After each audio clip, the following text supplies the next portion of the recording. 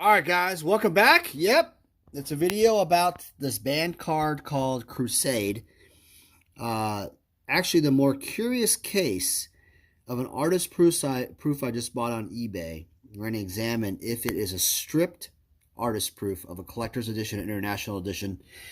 But before we start, a lot of people ask the size of Magic art. This is actually really, really big. This is actually almost 22 inches, probably about 20 inches or so, and about 12 inches across. So this is a Scott Fisher piece called Nourish, and I think from Dark Steel, sold on our website. And yeah, just want to do a little video of this awesome piece before it goes out. FedEx, not the typical artifact type of thing for the Dark Steel set. That's a green card. I think you gain instant speed, gain 6 life for like 2 mana, I think, 2 green. But, you know, I think it's a really nice piece, and I'm glad that the owner loves it and wants to send me a picture when it's framed. But let's get started. Let's examine the Crusade. I'm not going to go into the topic of what's going on with it, but I'll give you a brief rundown of what I read, and we'll go through this in a second. Is it fake? Is it real? We'll talk about it. Vintage Magic. Game, collect, invest. For more information about our consulting and professional services, visit vintagemagic.com.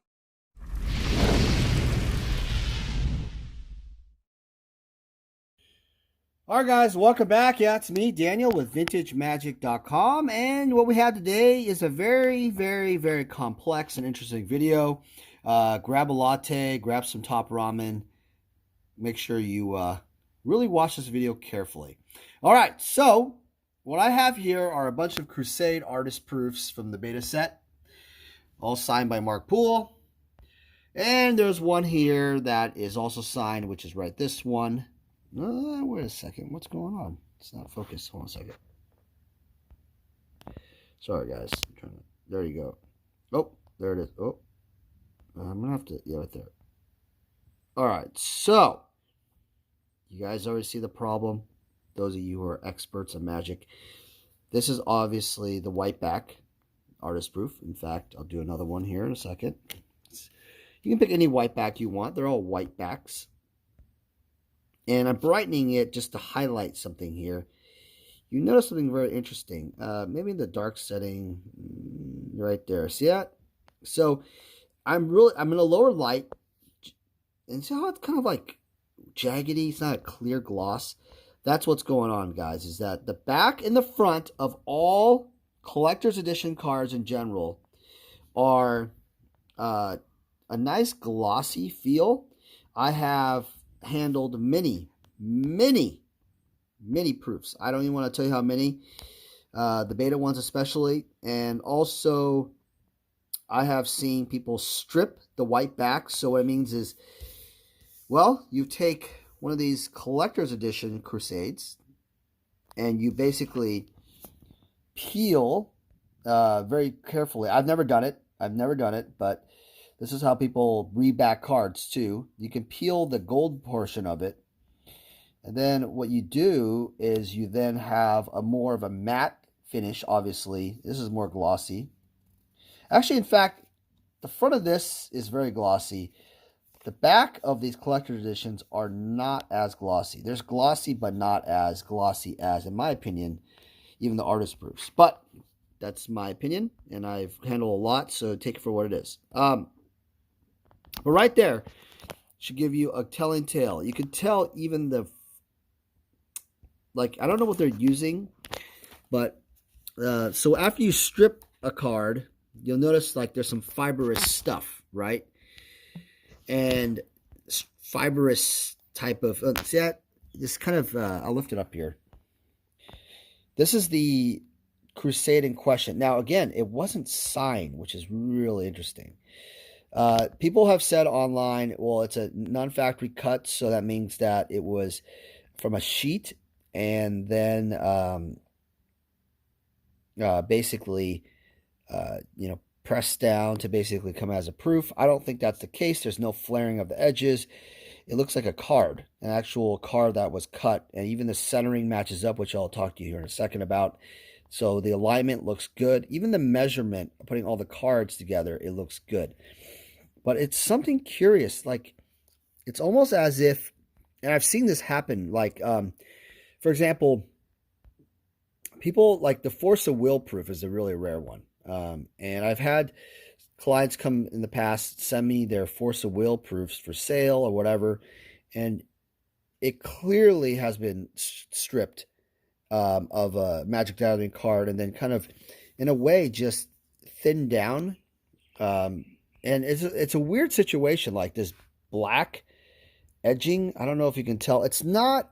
I'll have to show you here in a second. I'll show you a different angle, but the edging, see that right there? All the way around has this black type of, I don't know, type. And I'm not saying it's colored, but it's almost as if it's been, like, there's something going on with it. I almost feel like it's been stripped down, and then the solution that they use here to make it more glossier, because when you strip a card, it has all these fibers, and I almost feel like you have to, and I've never done this before, but I assume you almost have to sand it down or use some type of acid or something, some kind of pH balance to basically allow it to smooth out, and this causes some issues in the edging, almost to a point where the worst ones I've ever seen have actual liquid or acid on this side, so almost bubbles on the front. With this job here was done really well. Like, the front is absolutely gorgeous in terms of. Now, some of you guys might argue and say, well, damn, maybe it's an error. But I'm going to try to see if I can prove something here. Okay, so first off, I always do this test. It's called the print test. You guys have seen my videos. And what it is so here is the proof. So I'll just take a proof. Okay, so this is the proof. And I want you guys to look, because there is a slight difference on almost every single card I have ever seen for Magic, proof or CE. And look at the print. So again, the Mark Pool one signed artist proof is on the bottom, and then you have the one I got on eBay. There's like $350 from a seller. Doesn't have like 99% feedback. Wasn't terrible feedback, but doesn't really sell a lot of Magic. But instantly, do you guys see what's going on here? Instantly. Let's see if I can. There we go. Oops. Let me just make sure, guys. Let me get that zoom in for you guys. Do you guys see that? Look at that print. Obviously, the one on the bottom is more gray, without a reasonable doubt, without even question. Let's see if I can. There you go. You guys see that? Let's look at the mana symbols. Let's see if there's any difference. Visibly, it's hard because the sun mana symbols is very hard. I will say it looks like the Mark Pool, and I can't tell perfectly because Mark signed it for the bottom for the proof, but obviously it's lighter, much darker, right, for the Mark Pool. And let's look at the enchantment. Obviously it's a little bit darker. But even with the naked eye, I mean, I put a loop to this already. It's completely different, in my opinion. I don't have a loop on a camera. I'm just doing it kind of old school style, like I always do. But it's obvious that there's something going on. So I've seen this kind of charade before. Now let's now compare this. So I have two examples. I have an international edition, and I have a collector's edition proof, right? Or not proof, regular card. They're both Crusades, just to kind of continue on there. And by the way, guys, I looked up Crusades. I've seen some information or movies about it, like I think the Indiana Jones, The Last Crusade, whatever. And there's been a lot of wars about, there's a lot of wars going on about religion. So I'm not convinced that the banning of this card was correct, but I know that Invil Prejudice was the most damning of it all. All right, so hold on a second. I'm going to, so basically I'm pretty much going to discuss that in another video, but I know you guys, some of you have some commentary about it. But this video, let's do a little comparison of these two onto these two, and we're going to see what we're finding here. All right, guys, and we're back. So I had to do a little finagling here just to line them all up. So this one here is the international. This one here is the collectors. This one here, that sign, is the artist proof, the actual artist proof, real artist proof. And this is the one in question that we have. So let's take a look at all four printings. I don't know if we're going to be able to do this. That looks okay. It. All right, so let's look carefully first. So obviously we've already agreed that this is the artist proof. This is the one in question. It's much grayer for that one, right? So I'm going to take away the artist proof, okay, on purpose, because I want to show you guys what I think here.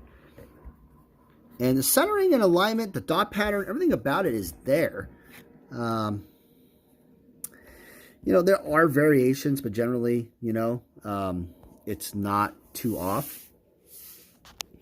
Now, this is, again, top one is the international. The middle is collectors, and what do you call it? The one on the bottom is the one in question. And obviously, what I can see here is an obvious resemblance. Let's see if I can get it really close up. Sorry, guys. It's hard to get this adjustment with this camera. Very powerful, but very... I'm trying to get a really good angle here for you guys. There we go. Will I get it ever? Guys, will I? There you go. See if I zoom in here. Like that. Okay, that's good. How's that? There we go.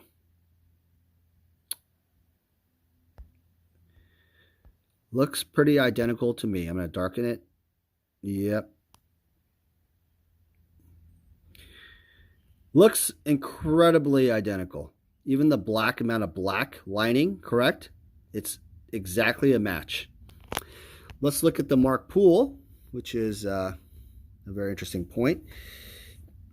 Again, the internationals right here, collectors, and then you have good old one in question. I'm going to zoom in. Apparently that's working the best.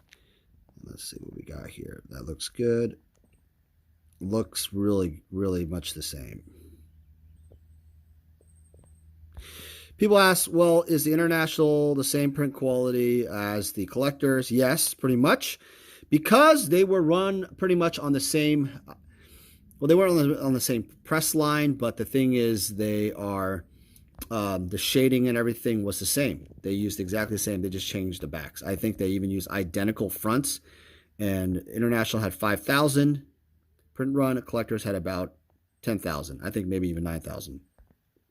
I think maybe some were lost or some things, but again. Okay, so I think we can, again, agree that from the print position, it looks like a CE or IE card.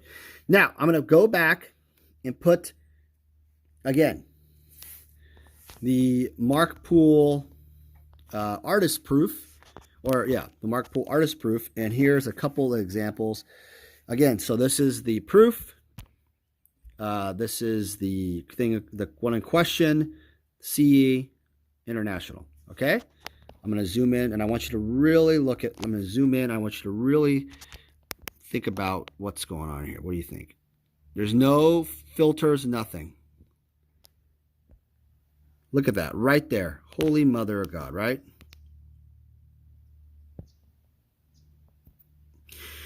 Yep. So obviously the grayness, the artist, the one in question, the artist proof is lighter by a long shot. A lot of people were asking, well, why is that, Dan? Wasn't CE the same as the CE set? No. And I'm going to have to now go to I'm going to go get a beta one here in a second just to show you something. All right, give me a second. Let me get a beta version. So we've proven that pretty much this is a stripped one, but let me go get a beta version real quick. All right, guys, and we're back. So sorry about that. So not just show you that I didn't bring any other shenanigans in. I brought basically an alpha and unsigned and a beta Crusade, and we're gonna do a little bit more of that. Kind of the print differences. This is something that is probably one of the best tests, other than the typical light test, bend test, dot matrix test type of thing. So again, I'm going to do this again. So we have the bottom, international, hasn't changed, collectors, the one in question, and the proof, right, on the top. So let's see what I can do here. Hold on a second. Okay, so sorry about that.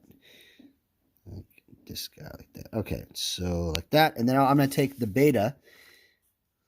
I'm going to put even the alpha just for the... I don't know if the alpha really matters in this one. Okay. That was a lot. Okay, that was a lot to look at. All right, so we have all our... basically the whole run of Black Border. All right, so I'm zooming in. You guys are going to be tired of looking at Crusades for a long time. All right, so the proof is here. That's in question. Oh, the card. Oh, I'm sorry. The one in question is right here. So we've already determined that these three here are the same. Okay. So what I'm going to do is now I'm going to eliminate the Collectors International, and now what I'm going to do is I'm going to take. So the proof is on the bottom, it's signed, right? Oops. The proof is on the bottom, it's signed. I'm going to take the collectors, or the one in question. So the CE, to be clear, the CE and the IE ones are gone, okay? I'm just going to put them over here, just because it's easier. We've already proven that it's pretty much the same, okay? And then we have the proof on the bottom now, and then we have that one. And then we're going to now put the beta right here. And then we're going to put an alpha right here. All right, so let's see what we get. All right, so let's kind of, you guys focus now? Okay. Everybody's like, what the hell's going on here? All right, so zoomed in at 2.2x. It's pretty good. Okay, so wow. So again, the proof is on the bottom, much lighter. But yeah, look at the beta and look at the CE. The CE ones. Basically identical. Yeah. The print was exactly the same, whereas the one for the proof is much lighter. If I go like this, see that, how the proof on the bottom is just lighter, no filter, nothing. All right, so let's look at the alpha real quick. Let's see alpha and the beta. I'm actually just curious. Is alpha and beta? What's the difference? And this is important because a lot of people have this question about cut alpha and how cut beta, or beta into alpha. Basically similar. This is a really hard one. Now, how do I know if it's alpha or beta? Now, that's a good one. Let me just get a characteristic real quick. This video is not about this, but one day I like to do a comparison of all the cards for older Magic, but I don't have too much time, but we'll try to start here in a way. What's interesting about the alpha is that I see print dots happening. So this is an alpha because you'll notice right here on there, there's a print dot. Now, I'm not saying every single one has a print dot, so you'll notice that there's coloring differences and also print differences. But alpha, also, let's see if we can look at the mark pool. Beta's on the bottom. Most cards have a difference. That's the thing. And this particular one, I gotta say, is very, very close. Wow, it is probably the hardest of them all. There's a lot of differences in like the Black Lotus and Ancestral, stuff like that. You know, even cards like Vesuva and Doppelganger, they're completely different fonts. There's certain cards like Basalt Monolith. You even use a different border for the beta, for example, darker brown, lighter brown. So, yeah, I think the beta is probably has that, again, that I've seen this many times where it's a richer type of deeper type of gray. You notice that? Whereas the alpha seems to be more, just a little bit lighter, It's hard. It's a hard one. One of the hardest ones to choose. Beta also, by the way, is very off-center, left, heavy on the left, low on the right. So it's a very normal thing. That's kind of based off the sheets. That's why you see cards like Birds of Paradise, cards like that. What else is there? There's a lot of cards. You know, Wheel of Fortune, top to bottom is off, are also left and right. So it's one of those things where there is similarities in the beta, but I never see print dots on the beta. I've seen so many Crusade betas, and I have never seen it. So back to what we're talking about here. I really, really think that based on what I'm seeing here, I definitely think this is a stripped. So conclusion, let's conclude real quick. So in conclusion, I believe that this is not a beta. It's not exactly like a beta because obviously it's glossy in the front. It's a perfect front in terms of glossiness. Really clean front. No issues. Not a fake beta card, for example, become artist proof. Definitely not an alpha. And I do believe, based on the back, again, based on what I said about the backs and the more matteness of it, is definitely the biggest giveaway. Do you see those bumps? It's almost like they're not like too bad, but you can definitely see it if you loop it. I looped it earlier, and it's very, I mean, see how it's glossy on shiny here? But there's like this bumpiness that occurs. It's almost like there's all this like product or something that gone on it. All right, the next thing I'm going to do, the last thing I'm going to do is I'm going to stick the card together and measure it. And I want to show you guys what I see of the black line that's on this artist proof. All right, hold on a second. All right, and we're back. So I'm going to take away the alpha and the beta. They're pointless right now. And what I'm going to do here is I'm going to put the suspect one, which is this one, not signed, right?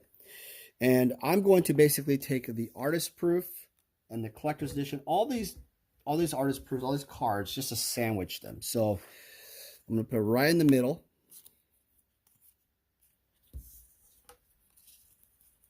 Like that. Okay. There you go. And so I'm going to see if I can show you what I'm talking about. So earlier I was talking about a very critical thing. There's some acid or some black tone that's caused by the stripping. Let's see, I don't want to, this one's sketch, so I don't want to ruin the idea, but there you go. Like, so by the way, side note, I looked at the measuring of this. They're measured perfectly. So what that tells me is it wasn't a NFC type of cut, meaning that it wasn't like, you know, something they had to cut and, you know, it was cut from a sheet. And there's no flaring of the edges, but look carefully. Look at this. I'm going to squeeze really hard here. Right there.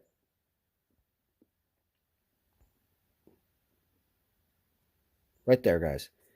See that? What I was talking about? There's this like acidic or some type of solution that's causing it to cause to do that. Now, don't. So I'm going to do this side. Oh, it's on every single edge. That's what's so crazy. Look at that. crazy, right? And it's not dirt. It's just, I think when you have to strip a back, there's this solution that must be used. And here's the last one. A solution that must be used. So there must be a solution that's being used. I mean, there must be a solution because there's something going on, like with the back. There's something going on because, again, like I was saying, you can even tell, like, this is not, I'm not even changing the lighting here. Like, look at this. I mean, brightening up a little bit, but look at this. You can tell this is the bad one, obviously. This is just a white gloss, right? This one has a matte finish, slight glossiness, but more of a waxy feel. And that's what I'm saying is something happened where the stripping happens.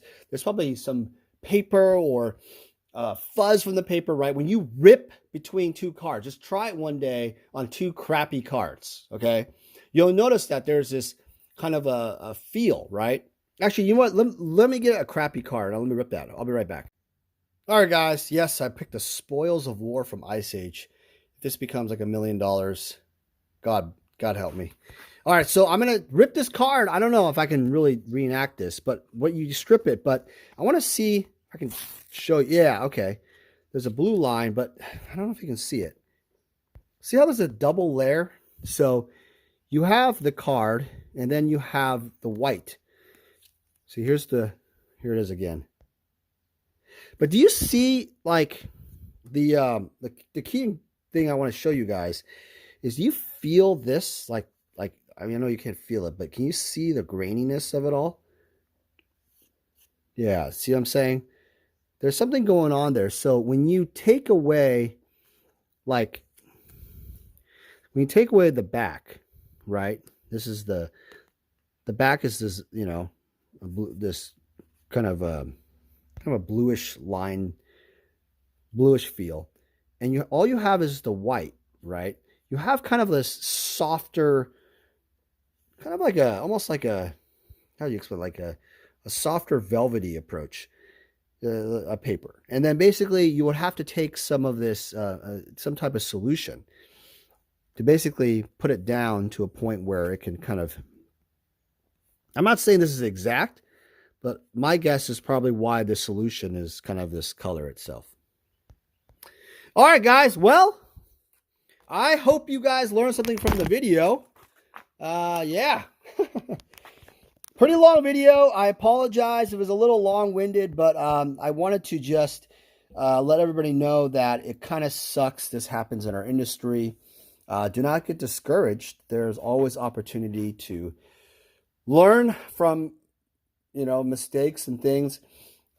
Question is, well, what am I going to do now? Well, I did message the seller. I asked the seller, where did you get this card?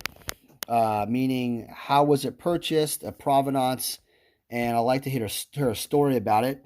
This is the supposed artist proof, like $350 on eBay. This is the actual artist proof. So the question is, you know, what am I going to do here? And I'm going to probably return it and get my money back. I have no problem with that because of eBay protection and PayPal.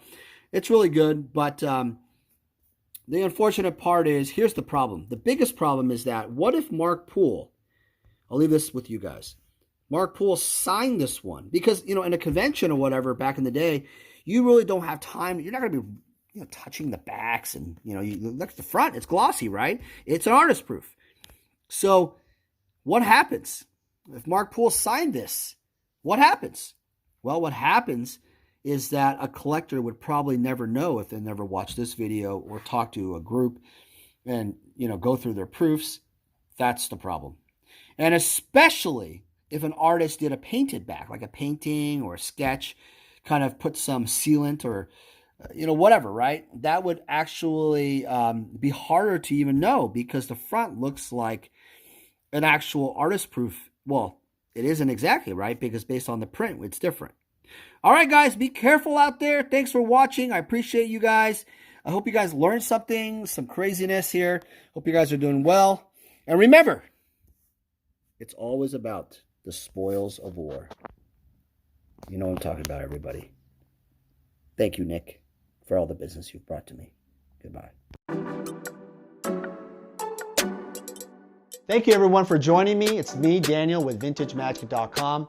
I'm excited to share more about our appraisal services. All right, so the first step of the appraisal process is determining if your items are authentic. After determining that the items are authentic, we will then do a market evaluation of your items. So oftentimes clients ask me, hey Dan, I want to insure my collectibles. Well, after the authenticity and evaluation part of the appraisal process, I would then construct an official letter and we would send that off to the insurance company. Your insurance provider would then offer you insurance based on the evaluations and authenticity. We also offer pre-grading services. So collectors who are looking to save money on grading can go through us. We will actually grade and authenticate the cards before you send it off to grading, and that will save you potentially thousands of dollars on grading fees. Also, we offer estate collection services. So basically, if you've acquired a collection over the years, either from a family member or yourself, and you want to pass it down to your kids, we're able to determine valuations based on the levels of today. Vintage Magic. Game, collect, invest. For more information about our consulting and professional services, visit vintagemagic.com.